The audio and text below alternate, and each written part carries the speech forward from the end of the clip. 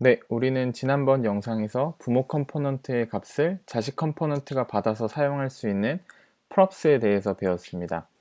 그리고 지난 영상 말미에 자식 컴포넌트에서 props의 값을 직접 변경했을 때 발생하는 문제에 대해서 제가 잠깐 언급했었는데요. 잠깐 다시 설명을 드리도록 하겠습니다. 부모 컴포넌트의 값이 이렇게 있고 props에 의해서 값이 전달이 됩니다. 실제로는 전달한다기보다는 거울에 비추듯이 값을 비춰준다고 보는 게 이해하시기에는 더 쉬울 것 같습니다. 그런데 만약에 자식 컴포넌트 내에서 값을 이렇게 바꿔서 강제로 바꿔서 사용을 하게 되었다고 가정을 해보도록 하겠습니다. 그래서 이 변경된 값에 맞는 함수도 이렇게 안에 만들어 뒀습니다. 그런데 이때 부모 컴포넌트의 이 값이 이렇게 변경이 된다면 어떻게 될까요? 네, 부모 컴포넌트의 값을 바라보고 있었던 값이기 때문에 부모 컴포넌트의 값이 이렇게 변경되자마자 변경이 되고 맙니다. 그럼 여기에서 자식 컴포넌트에서 이거에 맞춰서 사용하려고 준비해뒀던 함수들이 맞지 않게 되는 거죠. 그러면은 이런 상황에서는 어떻게 해야 될까요? 바로 자식 컴포넌트에서 부모 컴포넌트에게 나 이제 값을 바꾸고 싶어 라고 신호를 주는 겁니다. 자식 컴포넌트가 부모 컴포넌트에게 이렇게 신호를 보내고 그 신호를 받은 부모 컴포넌트가 이렇게 값을 바꾸면 그 바뀐 그 값을 다시 props에 의해서 자식 컴포넌트에게 전달되고 자식 컴포넌트의 값은 그 props에 의해서 변경이 되겠죠. 그러면은 자식 컴포넌트 내에서 아까 동작하지 않았던 이 함수, 기능들을 사용할 수 있게 되는 겁니다. 길게 설명을 드리긴 했는데 오늘은 그래서 이 자식 컴포넌트에서 부모 컴포넌트로 보내는 신호, 네, 이것에 대해서 배워보도록 하겠습니다. 네, 그러면은 우리가 오늘 시작할 예제 코드를 먼저 살펴보도록 하겠습니다. props를 배웠던 지난 영상과 구조 자체는 똑같고요. 대신에 유저 디테일 뷰 파일 안에 이미 데이터가 선언되어 있고 props로 데이터가 전달되고 있습니다. 아래에 내려오시면 데이터에 각 값들이 선언되어 있는 것들을 보실 수 있고요. 유저 디테일 뷰 파일로 오시면 뷰티파이의 리스트 레이아웃을 제가 참조해서 각각의 요소들을 이름, 주소, 전화번호, 반려견 유무 이런 것들을 출력해주고 있는 것을 보실 수 있습니다. 그리고 그 아래로 내려오시면 어레이 안에 스트링으로 선언된 props들을 받고 있고, 그리고 computed 속성 안에 hasduck.kr이라는 반려견 유무를 한글로 바꿔주는 computed 속성, 미리 계산된 속성을 사용하고 있습니다. 그리고 출력된 화면으로 넘어오시면 제일 바깥쪽에 부모 컴포넌트인 유저 컴포넌트가 있고 각각 유저 디테일, 유저 에딧 컴포넌트가 있습니다. 그리고 유저 디테일 컴포넌트 안에는 뷰티파이의 리스트 레이아웃을 참조한 형태로 각각의 값들이 출력되어 있는 것을 보실 수 있습니다. 이제 우리는 부모 컴포넌트에서 유저에 관한 정보들을 유저 에딧 컴포넌트로 받아와서 여기 텍스트 필드를 다 이렇게 넣어주고 그리고 거기서 수정을 한 다음에 확인 버튼을 누르면 부모 컴포넌트의 값이 바뀌고 그 바뀐 값이 유저 디테일 컴포넌트로 들어와서 이 안에도 값이 바뀌도록 한번 작업을 해보도록 하겠습니다. 유저 에딧 뷰 파일로 돌아오셔서 스크립트 파일을 기본적으로 작성을 해줍니다. 그리고 부모 컴포넌트로부터 props를 통해서 유저 정보를 받아와야겠습니다. 자, 이렇게 부모 컴포넌트로부터 props를 통해서 유저에 관한 정보들을 받아왔습니다. 자, 그리고 유저 뷰 파일로 오셔서 아까 props로 전달해줬던 값들을 부모 컴포넌트에서 자식 컴포넌트로 전달을 해줘야겠죠? 이렇게 각각의 값들을 props로 전달해줬습니다. 그리고 이 위에 텍스트 필드를 하나 작성해 줘야 하는데요. 여기서도 뷰티파이의 텍스트 필드 컴포넌트를 불러와 보도록 하겠습니다. 뷰티파이 홈에 오셔서 UI 컴포넌트 안에 Input and Control 필드 안에 제일 하단에 보면 텍스트 필드가 있습니다. 여기에서 우리는 제일 기본 텍스트 필드인 레귤러 텍스트 필드를 복사하셔서 이 위에 넣어주도록 하겠습니다.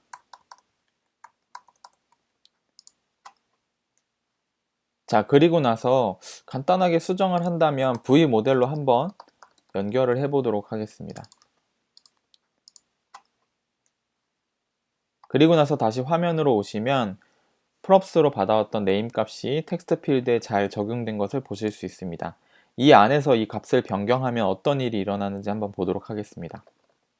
자, 그때와 똑같이 받아온 props를 그 자식 컴포넌트 내에서 변경하지 마세요 라는 에러 메시지가 뜨게 됩니다. 부모로부터 받아온 props를 바로 텍스트 필드에 적용하면 아까와 같은 에러가 나기 때문에 바로 값을 텍스트 필드에 넣어주는 것이 아니라 그 값을 자식 컴포넌트 내에서 한번 가공한 이후에 그 가공된 값을 텍스트 필드에 넣어주는 것이 일반적입니다.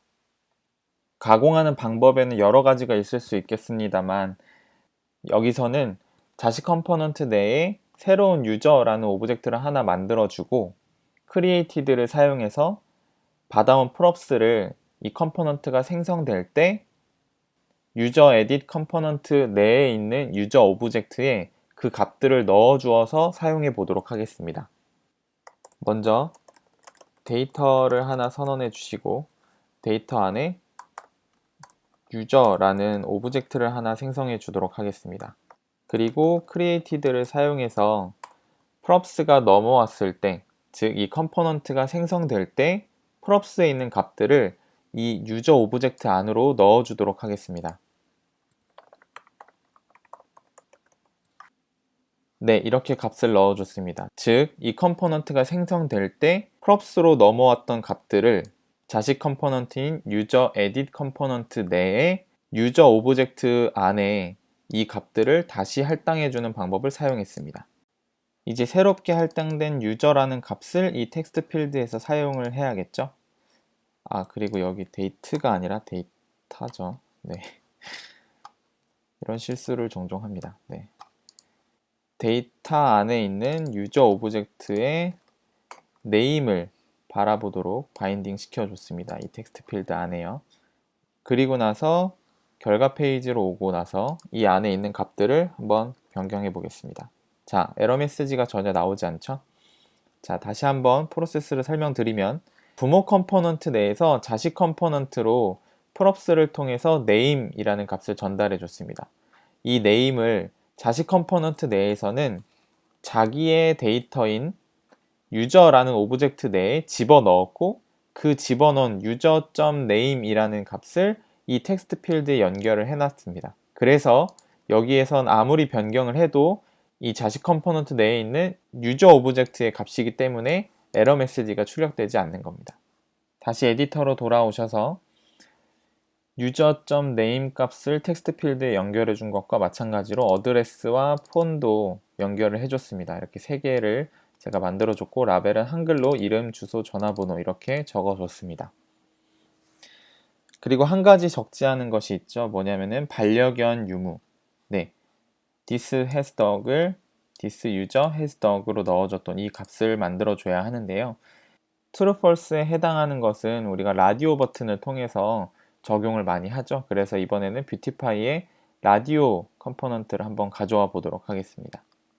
아까와 마찬가지로 뷰티파이 홈에 오셔서 인풋 앤 컨트롤 탭 안에 있는 셀렉션 컨트롤이라는 곳으로 가보도록 하겠습니다. 여기에 이제 라디오 버튼이 있죠.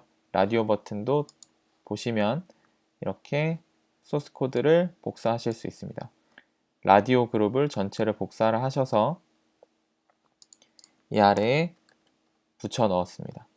자, 우리는 포문으로 이것을 반복하지 않고 true, false를 직접 넣어줄 것이기 때문에 포문과 관련된 속성 값들을 지워줬고요.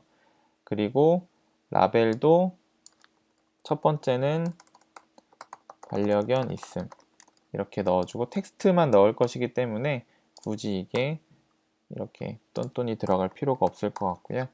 반려견 있음이고 반려견이 있을 때 값은 뭘까요? true겠죠. 네, 그리고 라디오 버튼 하나 더 만들고 반려견 없음 여기서 false가 될 겁니다.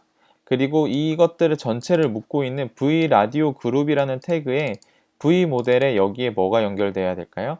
네, 맞습니다. user.has 이 들어가겠죠. 다시 작업한 페이지로 오시면 보시는 것처럼 이름과 주소와 전화번호가 부모 컴포넌트에서 전달됐던 이 유저 오브젝트와 똑같은 것을 볼 수 있습니다. 그리고 반려견이 있음, 이렇게 라디오 버튼도 잘 작동하는 것을 보실 수 있습니다. 어디에서도 에러 메시지가 출력되지 않는 것을 확인했고요. 그리고 이제 이 수정 사항들을 반영하기 위해서 이 하단에 버튼 하나를 만들어 줘야겠습니다. 다시 코드로 오셔서 아래에 내려오셔서 라디오 그룹 안에 vbtn 태그를 하나 넣어주고 선택 수정 완료라고 버튼 하나 만들어 주도록 하겠습니다. vbtn은 뷰티파이에서 버튼 컴포넌트를 불러오는 태그입니다. 이에 대해 궁금하시면 뷰티파이 홈페이지에서 버튼 탭을 한번 찾아보시면 좋을 것 같고요. 여기에서 우리가 클릭했을 때 함수로 change user라는 함수를 하나 실행하도록 하고 change user를 아래에 내려오셔서 메서드 내에 선언해 주도록 하겠습니다. 그리고 선언을 해주시고 나서 한번 저 버튼이 잘 동작하는지 알아보기 위해서 유저 오브젝트를 한번 콘솔 창에 찍어 보도록 하겠습니다. 다시 오셔서 반려견 없음, 서울 이렇게 값들을 바꿔주고 수정 완료를 눌러 보겠습니다. 자, 보신 대로 어드레스는 바뀐 값이 들어갔고 hasDucked false가 들어갔고 네임도 바뀐 값, 폰도 바뀐 값 이렇게 값이 변경되어서 콘솔 창이 잘 찍힌 것을 확인했습니다. 이제 우리가 맨 처음에 말했던 자식 컴포넌트가 부모 컴포넌트에게 신호를 보내는 방법에 대해서 설명을 하도록 하겠습니다. 먼저 신호를 보내는 약속은 이렇습니다. this.emit 이렇게 써주고 이걸 통해서 자식 컴포넌트는 부모 컴포넌트에게 신호를 보낼 수 있습니다. emit 안에 신호의 이름을 스트링 형태로 써줘야 하는데요. 일단은 이해하기 쉽도록 child라는 스트링을 하나 넣어주도록 하겠습니다. 그럼 이제 부모 컴포넌트에도 신호를 듣는 장치를 하나 만들어 줘야 하는데요. 유저 컴포넌트, 부모 컴포넌트로 다시 오셔서 여기 자식 컴포넌트가 있는 곳에 이렇게 넣어줍니다. 만약에 child라는 신호가 emit 신호가 오면 parents라는 함수를 실행해줘 라는 의미로 이렇게 쓰게 되고요. 이 parents라는 함수는 이 부모 컴포넌트 안에 하나 만들어 주도록 합시다. 콘솔 창을 부모가 받았어 라고 한번 찍어 보도록 하겠습니다.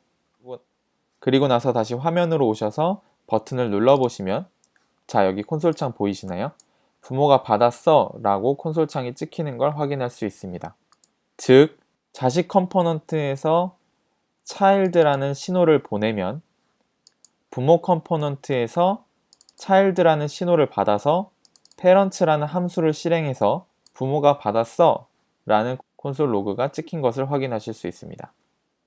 하지만 우리가 최종적으로 원하는 것은 자식 컴포넌트 내에서 부모 컴포넌트로 신호만 보내는 게 아니라 실제로 여기 반영되어 있는 유저 오브젝트에 수정된 값들을 그 신호와 함께 부모 컴포넌트로 보내서 그 부모 컴포넌트 내에 실제 값들, 원래의 값들을 변경하는 게 최종 목표죠. 그래서 우리는 이 신호를 보낼 때 이 위에 있는 this user, 즉 자식 컴포넌트 내에서 수정된 값을 이 신호를 보낼 때 함께 보내야겠습니다. 함께 이 값을 보내기 위해서는 뒤에 컴마를 찍고 이렇게 작성을 해주면 됩니다. 이것을 설명하기 위해서 이걸 함수 형태로 표현한다면 자, child라는 함수가 실행되는데 그 안에 user라는 인자값을 담아서 보내겠다 라는 의미가 되는 겁니다. 자, 여기에 만약에 뭐 1, 2, 3, 4 이런 식으로 인자들이 추가가 된다면 이 뒤에 값들이 이런 식으로 child라는 함수, 자, 신호의 이름이 child라는 함수가 실행되게 한 다음에 그 뒤에 값들을 인자로 넣어서 부모 컴포넌트로 보내줘 라는 의미가 되는 거죠. 우리는 여기서 this user라는 인자만 받으면 되기 때문에 여기서는 this user만 인자값으로 넣어서 보내보도록 하겠습니다. 자, 그리고 부모 컴포넌트로 다시 오셔서 자, 여기에 parents가 이제는 어떤 걸 받게 되나요? 네, user라는 오브젝트를 받게 됩니다. 자, user는 실제로 이런 식으로 생긴 오브젝트죠. 자, 그렇기 때문에 user 값을 받아와서 이 부모 컴포넌트 내에 있는 실제 name과 address와 phone 해스덕을 이렇게 바꿔주도록 하겠습니다. this name은 user라는 오브젝트 여기 인자값으로 넘어온 것에 name을 담아주고 마찬가지 방법으로 어드레스를 넣어주고 폰을 넣어주고 해스덕을 넣어주도록 하겠습니다. 자, 그리고 나서 다시 화면으로 돌아와서 자, 값을 수정하고 수정 완료 버튼을 누르면 자, 보이시나요? 자식 컴포넌트에서 수정한 값이 부모 컴포넌트로 전달이 돼서 실제 부모 컴포넌트의 값을 변경했고 그 변경된 실제 값들이 다시 여기 유저 디테일이라는 자식 컴포넌트로 전달이 돼서 그 안에 있는 값들을 바꾼 것을 보실 수 있습니다. 이번 영상에서 우리는 자식 컴포넌트가 부모 컴포넌트에게 신호를 보내는 emit이라는 것에 대해서 배웠는데요. 그 안에 인자를 담아서 함께 보내는 방법까지 배워보았습니다. 자, 그렇다면 부모 컴포넌트끼리와의 통신으로만 값을 이렇게 전달할 수 있을까요? 네, 당연히 그건 아니겠죠.